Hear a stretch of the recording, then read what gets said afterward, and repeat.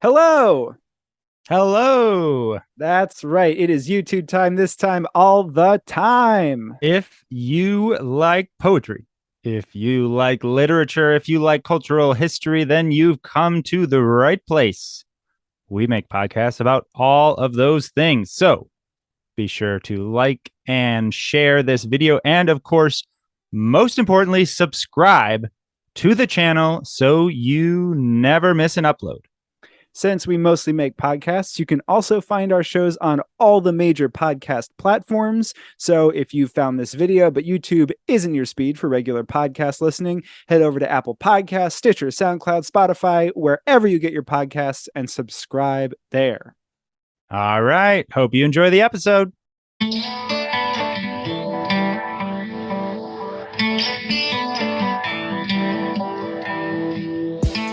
Hello and welcome to Close Talking, the world's most popular poetry analysis podcast from Cardboard Box Productions Incorporated. I am co-host Jack Rossiter Munley. And I am your other co-host, Connor McNamara Stratton. And together we read a poem, talk about the poem, and read the poem again. Before we get into today's selection, a quick note that if you like what we do here at Close Talking and have a spare moment, it would mean the world to us if you drop a rating and review on Apple Podcasts or wherever you get your podcasts. Those reviews help boost us up the algorithm and are a great way for us to find new listeners. If you want to get in touch with us, you can find us on so many different social medias. On Twitter, the show is at Close Talking. I am at Jack Rossiter Munn, and Connor is at Connor M. Stratton. On Instagram, the show is at Close Talking Poetry. And on Facebook, it's facebook.com/Close Talking. We also have a whole website just for the podcast. It is closetalking.com, where you can find all the past episodes of the show. And Cardboard Box Productions has a newsletter, Unboxed. So if you go to cardboardboxproductionsinc.com, you can subscribe for more behind-the-scenes stuff on Close Talking and on all the literary and cultural history podcasts that Cardboard Box Productions makes.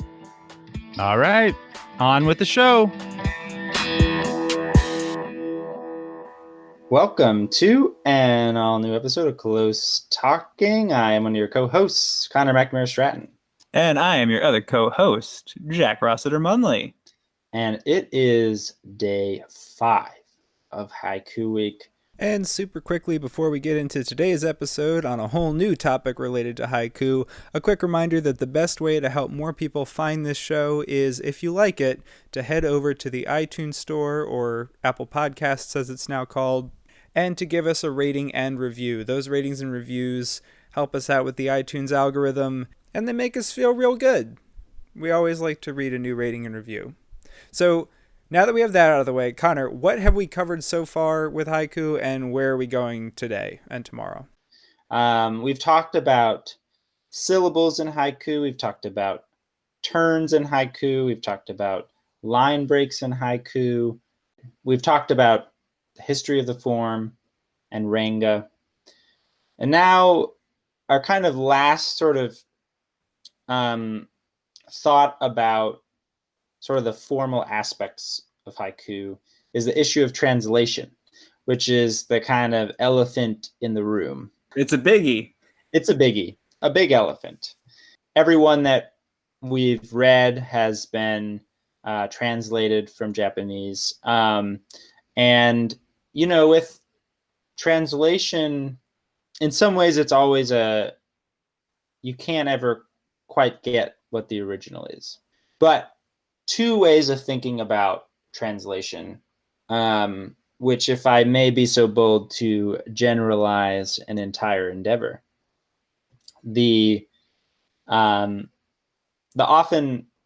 two problems of a translator, and in some ways the two sides of an argument that translators have been having for probably hundreds of years, is, do you err on the side of fidelity, or being literal and true to what the text meant?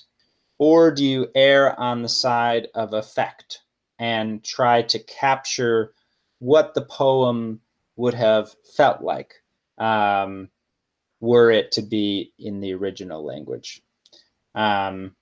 And I think that that's sort of always been a helpful way for me to think about as I'm looking at translations. I might have mentioned this in an earlier podcast, but one thing that always helped me think about this is, and this I learned from my professor when I took a translation class, was the HBO show Deadwood,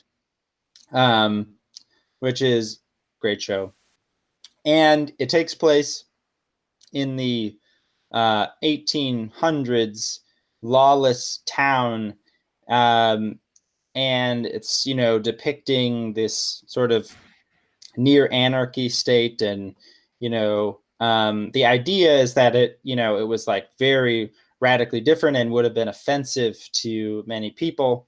But notably in the show, the language that they use is like very vulgar by contemporary standards. They're saying the F word all the time. They're saying the C word a lot. It's intense, which obviously they wouldn't have been saying in the 1800s. They would have been saying God's name in vain, and they would have been saying tarnation or something. But they made a decision to go for not fidelity, but for effect, so that when, the contemporary viewer is watching the show, we sort of like actually kind of get a sense of like what this place might have been like. My favorite statement on that was made by Frank Mankiewicz, the campaign manager for George McGovern, who said of Hunter S. Thompson's Fear and Loathing on the Campaign Trail 72 book, it was the least factual and most accurate descriptive, record of the campaign.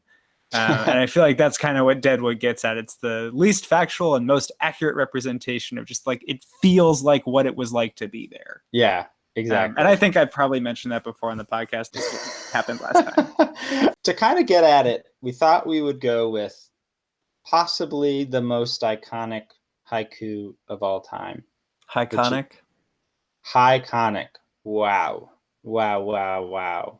We're going to leave that there, and we're going to forget about it. Possibly edit it out? Hell yeah. Hell yeah, bud. This one is by, as you guessed it, Basho.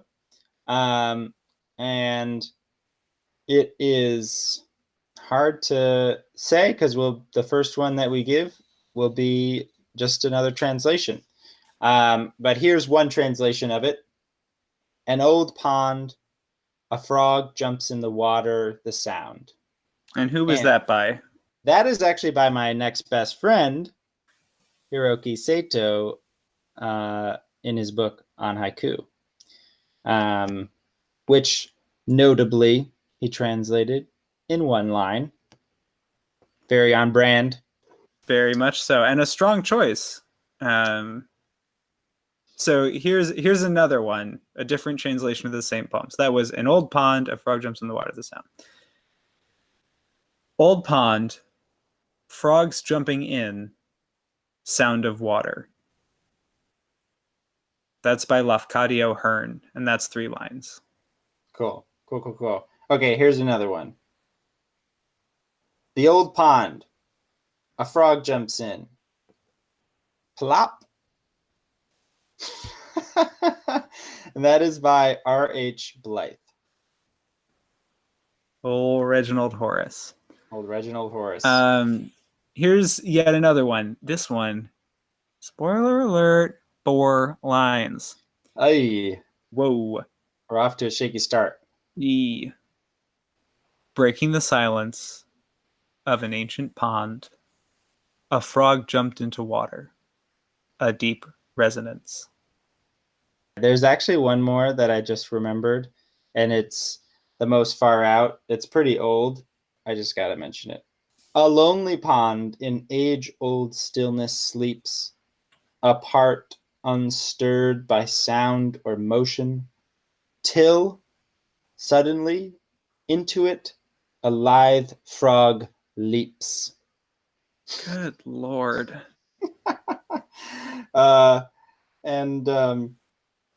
That one... What old-timey joker thought that was a good idea? Yeah, that was by Curtis Hidden Page in 1923.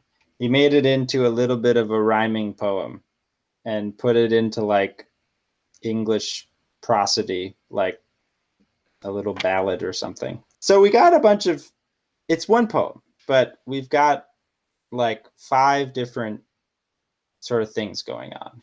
Here's my question. Do they feel like the same poem?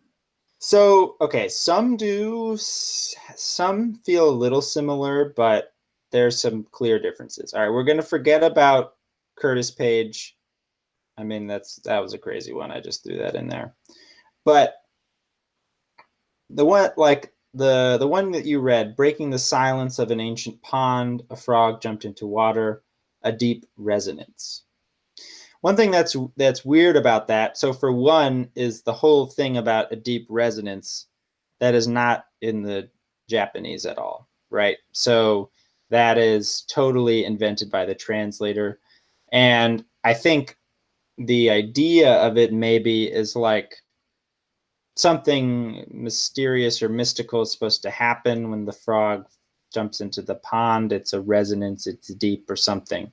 So there's an effect that the translator's going for, but it's also more telly. You know, we talk about show don't tell. That's like just telling you what to think. That's exactly what bothers me a little bit about it, is it feels like it's just making the subtext text. Yes, Because exactly.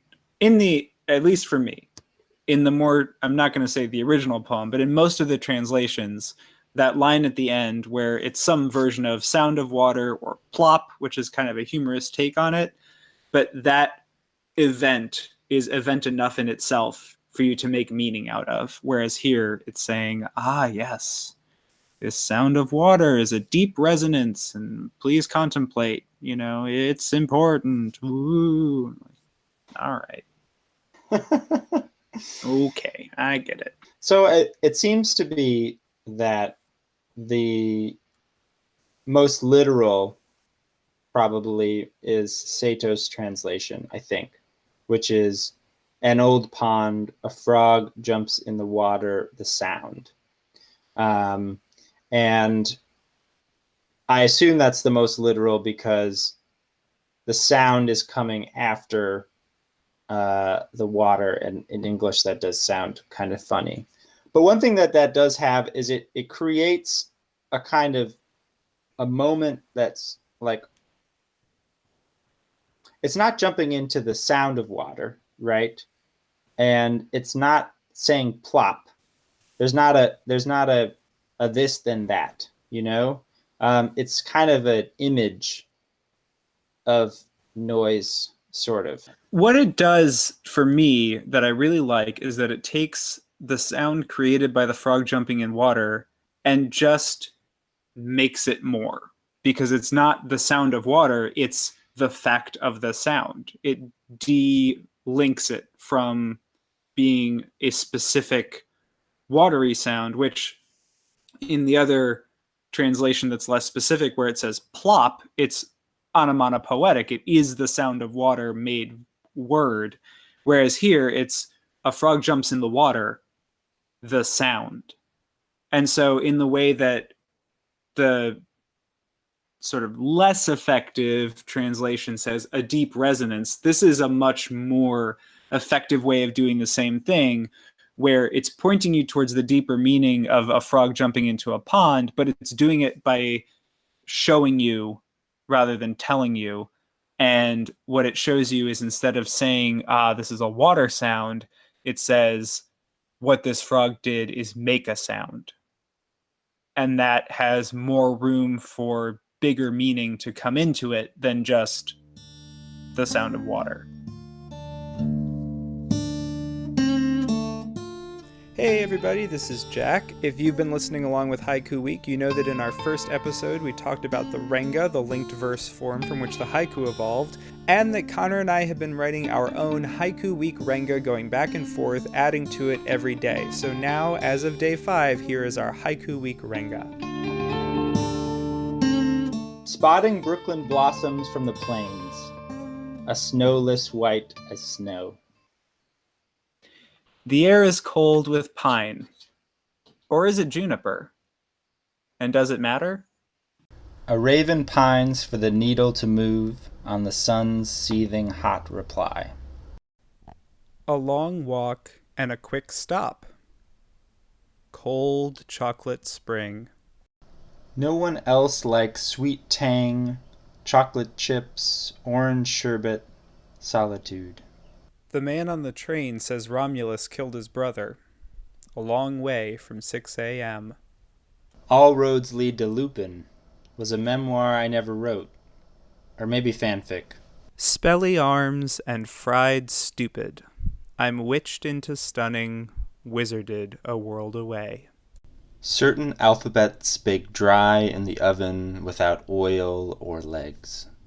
I etch my displeasure 1 minute at a time. Hey, thanks for listening. If you enjoyed this episode, head on over to Apple Podcasts and leave a review. Those reviews help us with the algorithm and are the best way for us to find new listeners. Do you have thoughts about this poem? Or is there a poem or poet you'd like us to cover on a future episode? We would love to hear from you, and there are tons of ways to get in touch. Yes, you can send us an email to closetalkingpoetry@gmail.com or find us on Twitter. I'm at Jack Rossiter Munn, Connor is at Connor M. Stratton, and the show is at Close Talking. On Instagram, we are at Close Talking Poetry, and we are on Facebook at facebook.com/Close Talking. And speaking of all of those many and varied social media platforms, a very special thank you to our incredible social media manager, Corey Chena. Woo woo! Woo. Thank you all for listening, and we'll see you next time. See you next time. Come back again. Please come back just one more time. Door's always open. Okay, bye. See ya.